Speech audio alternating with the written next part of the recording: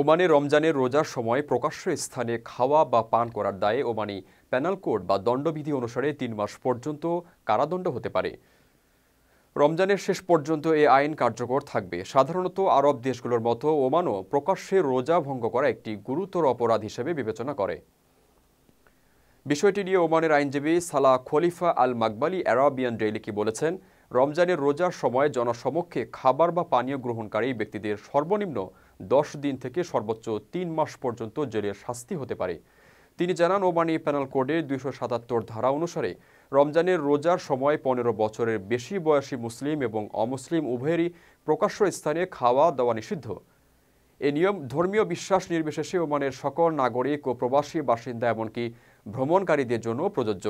আল মাকবালি জোর দিয়ে বলেন, ইসলামিক জীবনধারার অধীনে প্রকাশ্যে রোজা ভঙ্গ করা একটি গুরুতর অপরাধ।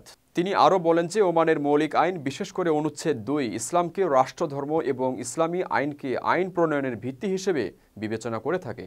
এজন্য দেশটিতে প্রকাশ্যে রোজা ভঙ্গ করাকে ইসলামের ফরজ বিধান এবং আইনের অবমাননা হিসেবে দেখা হয়।